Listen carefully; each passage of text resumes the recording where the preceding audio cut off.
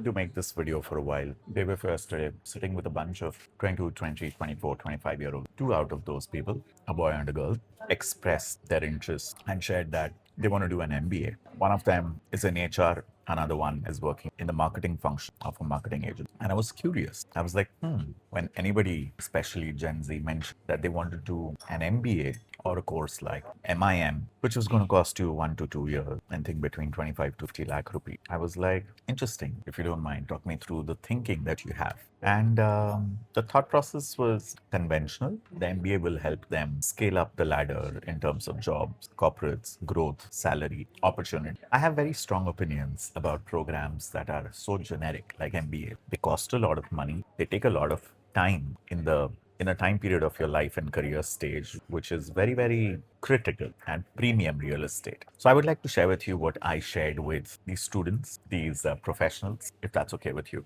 It's coming from a place of having mentored hundreds of young career starters, professionals, and things like that. Number one, I have never done an MBA. Number two, even when I was in my 20s, I did not think an MBA offered any value. I did not know much, but I knew this much. I was not convinced about the value of an MBA. Number three, it is extremely possible and true that some of you, a lot of you, have done MBAs, and that has helped you scale up a certain level of seniority, a certain kind of job, managerial roles, and obviously pay package. All of these statements can coexist, can be true. Number four, in 2026, I do not think for someone in a city like Mumbai, Delhi, Bangalore, that an MBA is the so-called magic wand, Wingardium Leviosa, for unlocking the kind of incredible pay packages, opportunities that may have happened in the past. Number five, why think of such an old conventional idea if you have access and privilege in 2020? Why not think of something brand new? In fact, what I'm going to suggest is not even brand new. It's pretty well entrenched in big cities and ecosystem. What am I talking about? How about we start looking at our career and our life in different phases and in the form of multiple different series of experiments. I understand most human beings are risk averse and want to take decisions to de-risk their life. That's why we work for the organizations we work for, in the roles that we work for, even if it is not really helping us grow intellectually, even though if it is not creatively or emotionally satisfying. And we put up with a lot of things because we think that the lack of risk, the so-called stability of a monthly salary on 30th and 1st when you get a paycheck, is worth putting up with so many other unsavory things in our full-time jobs. I understand. I have been through it. I've lived through it. I've done it myself. But I did not have anybody else to tell me that, hey, you can do better. You can do things different, which is why the motivation to share this video. So if you think of your life as an experiment, MBA is an experiment. You stop the inflow of money and you actually sign up for a massive outflow of money, 20, 30, 40, 50 lakhs, how much ever money, or in crores if you're going to do abroad. Instead, what if you use that much money, even in the form of a personal loan, to buy yourself time to do hyper experimenting? One of the person I was speaking to, she actually wanted to start up. I was gravely disappointed when a room full of 7, 8 people, all in their early 20s, and all of them were just like, I work here in this job and I want to continue jobbing. And I was like, huh? Do none of you all want to start up? Do none of you all want to become entrepreneurs? And I obviously asked them about their socio-cultural, financial background at home, and all of them come from comfortable homes where they can take the financial risk. Not a single one of them needs to send money back home or pay rent to their parents. So this is a life stage where the risk appetite should be, could be, would be the highest. But their behavior is the exact opposite. They're completely de-risking their life, working like robots already at 22, 23, 24, 25. And how can one hope from the same people who have ingrained a system of robotic mechanical work to suddenly take big risks as they grow older in life, as the responsibilities and duties increase, as the financial, responsibilities increase, EMIs, healthcare for the parents or for themselves and things like that. So here's my proposition. Take the biggest, boldest, most radical risk of your career as early as you can in your career, because you may not have a lot of things, but you have time and age at your side. And even if some experiment does not work, I don't think there's no such thing. I don't think there's such a thing as experiments not working, because if nothing else, at least you have new information and data. You have experience and learning from the experiment. That is a huge win. Lived, embodied experience, not something you've read off a book or watched in a podcast. That is price. So here is my appeal. 1 year. If you're thinking of doing an MBA, or even if you're not thinking of doing an MBA, if you're feeling like you're stuck in a job and you want to try something new, radical internships are the interest areas that you would like to gain a lot more exposure, experience in. Intern.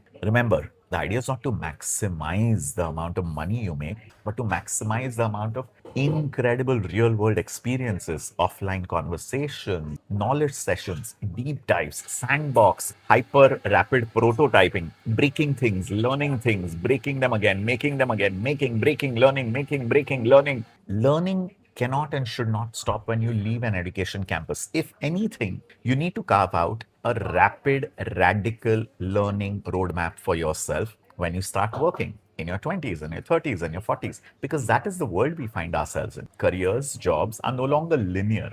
I say this that careers today are as straight as a jalebi. Jalebis are not straight. They're wounded, they're circular, they are asymmetric. Two of those people that I was speaking to, they were like, they were listening very intently. I appreciate them for their patience and kindness and grace for listening to me. And I understand this move can be completely terrifying because doing something new is terrifying. The human brain is always trying to do predictable patterns. So if somebody's asking you to throw the predictable pattern out of the window into the sink, you're like, why would I do that? This sounds like danger. And the brain goes into a fight or flight or freeze mode. So willpower, motivation, don't rely only on that. I keep saying this. You want to try something new? Don't leave it only up to yourself. We all have access to one thing which can really help hype us up, build us up, and stay on a path of radical learning, radical experimenting with life, and not get stuck in a mechanical robotic life. What is that? Community. Find like minded people around you who are doing similar things. So then, of course, we started talking about cities, Mumbai versus Bengaluru. And that's one of the most endearing, remarkable, energizing things about Bengaluru. Every other person on every other table in a cafe or a restaurant or coffee shop or everywhere, people are brainstorming, talking of ideas, prototypes, sandboxes, MVPs, product market fit, customer market fit. It can get nauseating at some point, but if you are young, if you're new to this whole ecosystem, it can be life transforming and changing because you're suddenly like, the density and the concentration of so many builders with a building mindset, with a doing mindset, people who've left their comfort zones and predictable patterns and robotic mechanical lives and jobs and degrees behind them. And they're surrounding themselves with the doer energy. That is the power of community. And the beauty of community is also how much this power compounds. 1 plus 1 is not is equal to 2 over here. 1 plus 1 ends up becoming 11. That's the beauty of the network effect in Bangalore. Or cities like Bangalore, which are hubs of so much of positive momentum and energy of trying new things, rewriting the playbook, revisiting the playbook. And the beauty of this is people of all age, all gender, all experience, they come together in a movement like this. It really feels like a village that has this radically beautiful, constructive energy. I'm sure Mumbai has pockets of that as well. It's up to you to find such pockets of radical builder doer energy. If you're meeting the same people that we went to school, college with, if you're meeting the same set of people who have the set mindset, how will you grow? How will your worldview expand? It's your responsibility, you know. Watching content on internet is fantastic for knowledge, for learning, but we're human beings. We operate in the physical, real, offline, tactile world. Going and meeting and talking to real people who have done this, tried this, failed, reiterated, tried again, redesigned their life multiple times, pivoted. It makes it very real. It's no longer distant like a podcaster or a YouTube video that you've seen or heard. It's visceral. You're breathing the same air as a space who has tried and failed and tried again. It makes your brain think of the signal that it's possible, it's doable. As a 43-year-old,